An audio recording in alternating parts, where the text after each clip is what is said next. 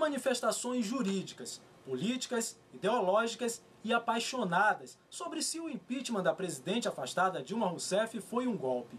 Os que são contra o afastamento continuam alegando que Dilma foi vítima de uma manobra política do Congresso.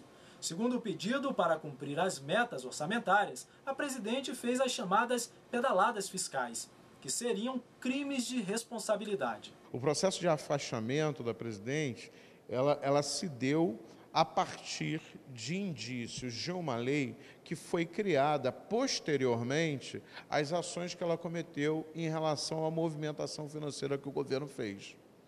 Então, um significativo número de juristas vão considerar que houve ali aquilo que foi chamada de pedalada fiscal, ou crime de responsabilidade.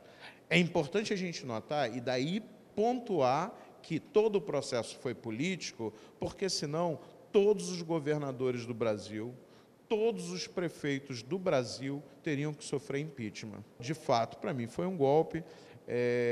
Ele foi um golpe pela forma que ele foi estruturado em cada fase, e aí a gente tem que avaliar, dentro disso, se a perda de representação no Congresso e se a crise no Congresso ela foi um dos elementos fundamentais para que a presidenta fosse afastada.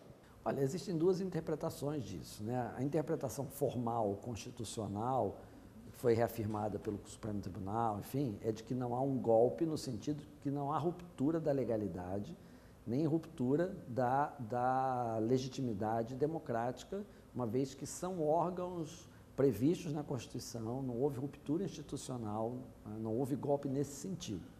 O que os petistas e os que são contrários ao processo de impeachment alegam é que há por trás desses procedimentos uma articulação das elites, né, de setores insatisfeitos com o resultado e que teria levado ao afastamento da presidente Dilma sem uma base legal clara. É uma controvérsia jurídica difícil de se ter uma decisão muito cristalina, porque do ponto de vista jurídico não é claro que houve efetivamente um crime de responsabilidade. O fato é que quem decide se houve ou não crime de responsabilidade não é o judiciário, é o legislativo. Bem, eu particularmente não gosto dessa expressão golpe. Eu acho que golpe nos lembra algo que é parecido com uma ditadura, não é? Um golpe para tomar o Estado. Não faz sentido dizer que é golpe porque se está pensando em tirar do poder uma presidente legitimamente eleita. O impeachment serve justamente para apurar a responsabilidade de presidente que foi legitimamente eleito. Imaginem um impeachment durante a ditadura, quando não há liberdade nenhuma, nem para o Congresso funcionar, nem para as pessoas irem às ruas. Então, eu acho até uma incongruência dizer que há golpe dentro de um processo de crime de responsabilidade regulado pela Constituição e pela Lei 1079 de 50. É importante a gente deixar claro que a questão da alegação de golpe é uma alegação típica de defesa.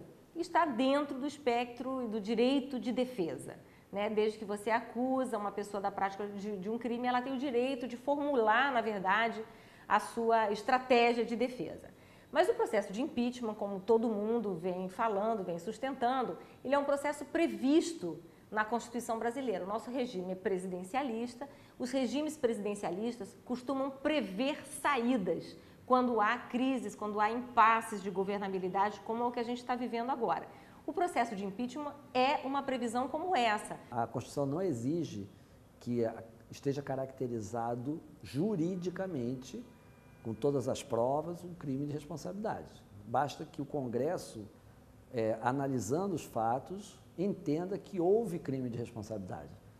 Então, não é dizer que houve ou não houve golpe. São duas visões do mesmo processo, uma das quais do PT, enfim, da Dilma, que dizem que por trás de um procedimento formal, legal, constitucional, existe uma articulação com o objetivo de retirá-la do poder. O governo precisa, muitas vezes, de empréstimos de bancos públicos, como o BNDES, a Caixa Econômica, o Banco do Brasil, para, em períodos difíceis da economia, conseguir cumprir os seus projetos sociais. Minha Casa Minha Vida, Bolsa Família. Então, qual é a operação contábil correta, segundo a Lei de Responsabilidade Fiscal, a Lei Orçamentária? O governo federal pega empréstimo dos bancos públicos, registra aqueles empréstimos no passivo, né, da Fazenda, ou seja, somos devedores desse banco e, né, cumprimos com o aporte para os programas sociais. Como havia uma suspeita de que o Brasil terminaria com déficit, né, no ano de 2014, em vez do superávit, né, do déficit de receitas, ou seja, despesas superiores a receitas, e isso, né, no ano eleitoral se torna ainda pior do que no ano comum. O que aconteceu, especialmente em 2014?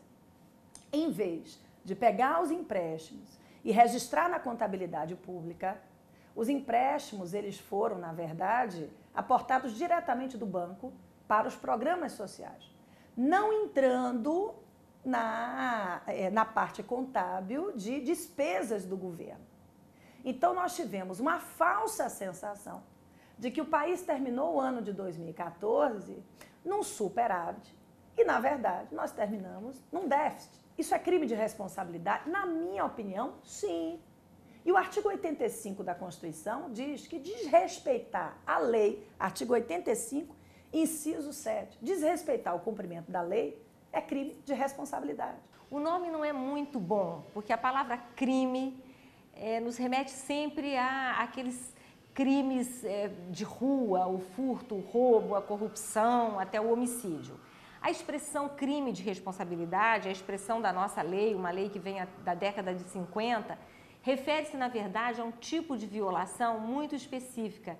É uma violação do presidente da República no exercício do seu mandato. Então, a acusação não é de roubo, não é de corrupção, a acusação não é de um crime dessa natureza comum que a gente está acostumado. A violação imputada à presidente da República é uma violação de natureza política, né? É o que a gente chama, então, de crime de responsabilidade. Ela foi acusada de atentar contra a lei orçamentária, que é um dos dispositivos que ensejam o crime de responsabilidade segundo a lei de 1950, 1079 de 1950, que estabelece o processo de impeachment. E essa acusação advém basicamente de dois atos da presidente. O primeiro são as chamadas pedaladas fiscais, em que o governo sistematicamente atrasou repasses aos bancos públicos por longos períodos e em montantes muito superiores ao que se fazia até então, acarretando rombos de 52 bilhões de reais no final do ano de 2015, e fazendo aquilo que a lei de responsabilidade fiscal expressamente impede, que é operação de crédito com banco que é controlado pelo próprio governo. Então, o governo abriu para si um cheque especial, né, fazendo com que os bancos tirassem recursos próprios para pagamento dos benefícios sociais, sem a cobertura devida do governo. Isso é proibido, efetivamente, pela Lei de Responsabilidade Fiscal. E o segundo são os decretos de remanejamento ou de suplementação orçamentária feitos sem autorização expressa do Legislativo. Também é algo que a Constituição determina. O Legislativo é que autoriza o governo a gastar mais, e o governo gastou mais sem autorização do Legislativo. No próximo bloco, as perspectivas do novo governo do presidente interino Michel Temer. Voltamos já.